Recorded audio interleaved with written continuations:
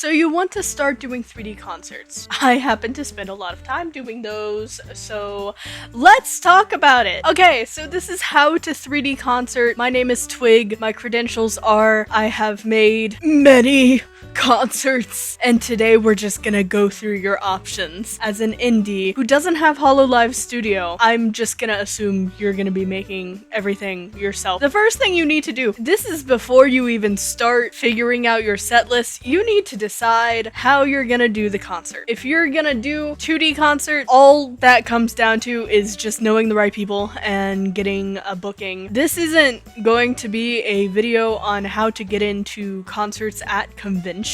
If you're interested in that, please leave a comment for me. You can do a concert the way I'm doing here. You can MOCAP a concert, which is, I think, what the majority of this video is gonna be taking you through is how I MOCAP my concerts. Or you can do MMD if you don't have tracking. But the thing about doing MMD, if you're going to do MMD, you have to know that before you start choosing your set list, because that's gonna affect your song choices. What motions are out there and whether or not you can get permission to use them is going to decide your set list if you use MMD. The first thing you want to do before you do anything else with this concert is to have a song ready. And by ready, I mean get the song recorded, get the song mixed, get the song timed, get it tuned. Everything needs to be done with this music first. Everything else in this workflow relies on the music, so you have to get your music done first. That is your first priority. Oh, well,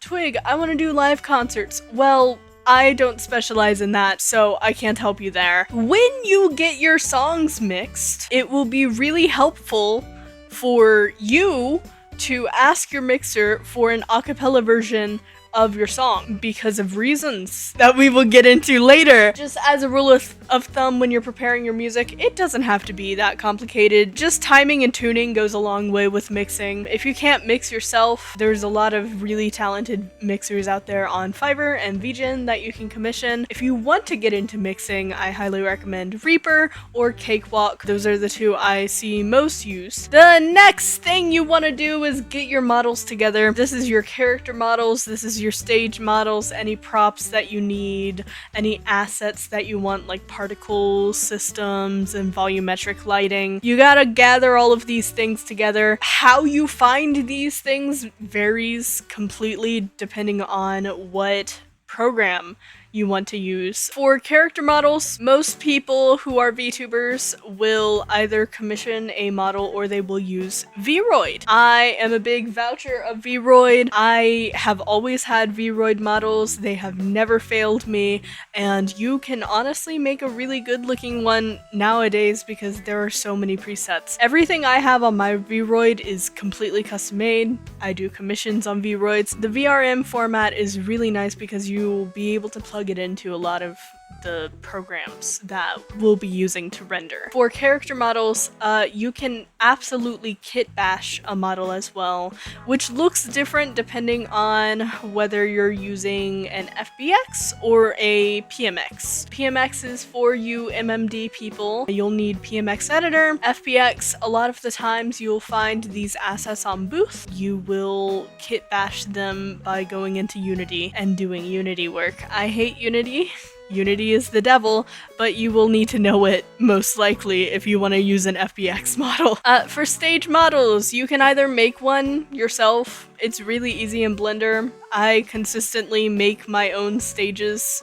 You can make them in Blender, which is what I opt to do a lot of the times. There's also, if you are using VRM Live Viewer or Unity or Blender, a lot of stages in Booth that you can find. For MMD, you are spoiled for choice. MMD stage DL, and you will find all of the stages that you could possibly want. For WARUDO people, you're gonna go into the workshop and you're going to browse for a stage. Yeah, again, it's highly dependent on what you will use. I use so many programs in my process. I actually use all of the programs in my process, which is a little mentally ill of me, but I promise you it is the most easy way that I have found to do things with my limited setup. After you get all your stages and your models and things like that, you're going to go on to concert visuals. These are things like graphic designs and motion graphics. Do you want your lyrics on screen? Do you want a video in the background on your stage? Does your stage have like a little video wall for you to put something on it? If it does, you can take the timed and tuned songs that you have, because you have them timed and tuned, and time them to some concert visuals. You can find this by looking up on YouTube concert backgrounds, motion graphics stock background, just generally.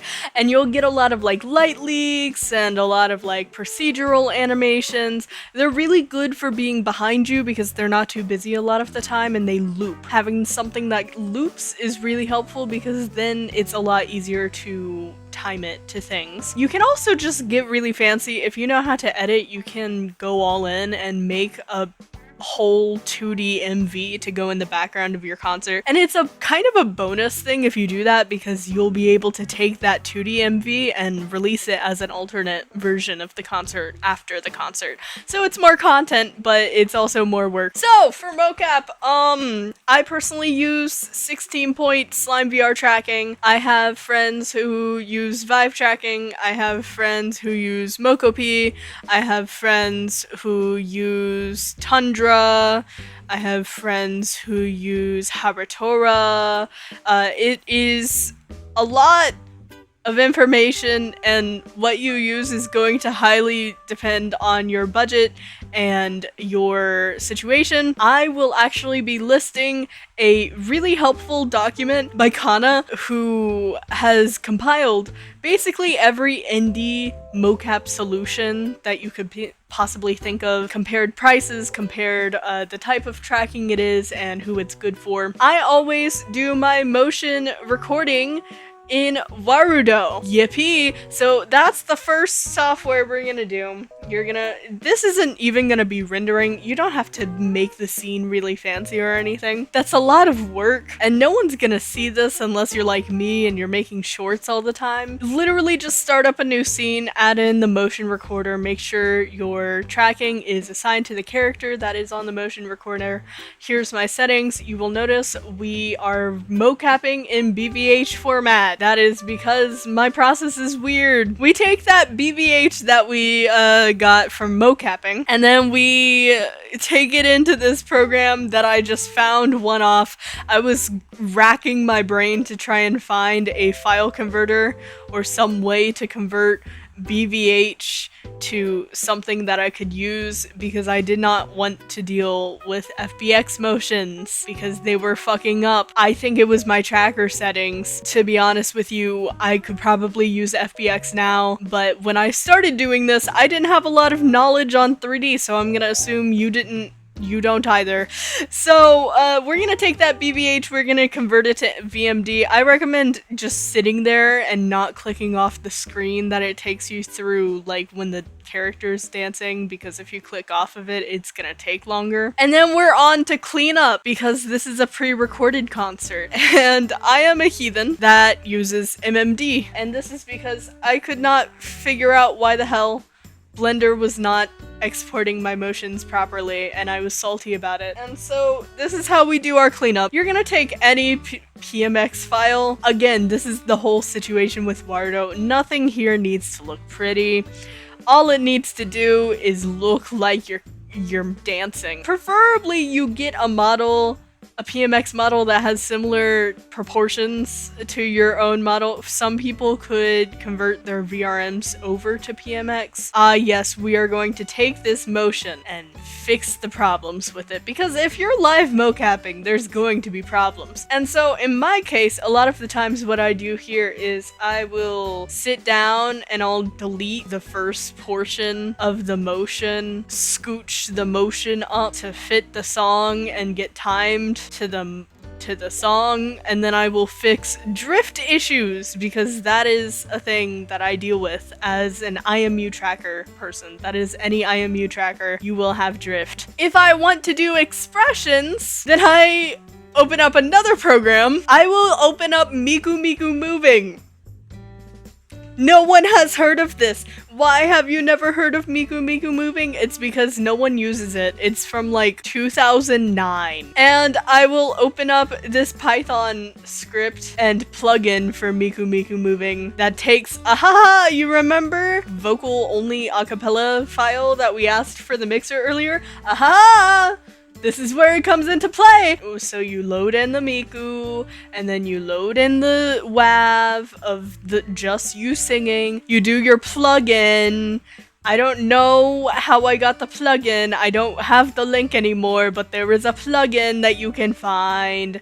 I think it's called VMD Automatic Lip Sync.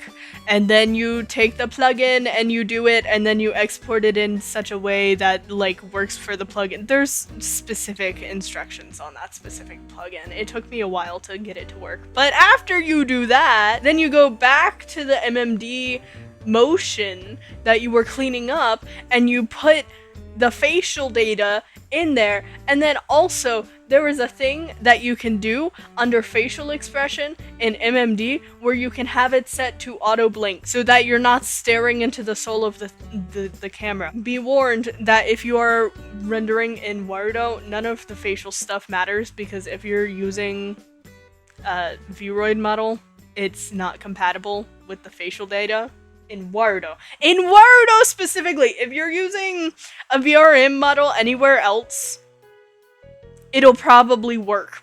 And then we select all bone frames, select all facial frame, select all IK OP frame. This will take a while. It takes me like 3 seconds every time I select one of them, but once you select all of them, you will export the motion. And congratulations, you have a motion for your character. But oh no, you know how like concerts aren't just like a stationary room and they have like camera motions? Well, you're an indie and you just made your own motion, and motions don't always have cameras. So you're gonna have to make your own camera. That is the next step. For WARUDO users, there's a couple of different ways you can do this. I personally recently invested in WARUDO Pro.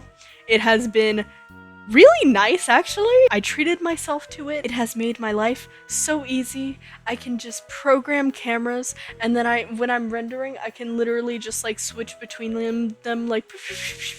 But if you don't have that, I actually used to program cameras with nested if statements in the node editor. If you want to see what that looks like, here is a picture of one of the codes that I did for one of my events. You take a function, and you define the function, and then you take a bunch of if statements, right? And then you take a random number generator, and you take the amount of cameras that you have, right? You program the cameras, you make a bunch of cameras, and then you set them up at like different angles and stuff like that, right? And then you make a random number generator, and the numbers are your cameras, and then you do if statements to attach them to the cameras, and then you set a timer.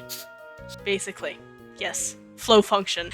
And that is how you do cameras. For everyone else who's not in WARUDO, you have to animate your camera. That's something that we've been avoiding doing this entire time, if you haven't noticed, because if you're doing like an hour-long set list, that is like a movie's worth of animating. I found a handy-dandy little Blender plugin that does my cameras for me. And again, that vocal track is going to come in handy here. So you're gonna go to Blender 3.6, the CATS plugin, the MMD plugin, and the audio beat camera plugin thingy, MMD Blender camera. If you search that, you will find it. It is not a free plugin, but it is worth the $5 that it takes if you're making like hundreds of camera motions. Yes, this is worth it. Plug it in, plug the motion into Blender.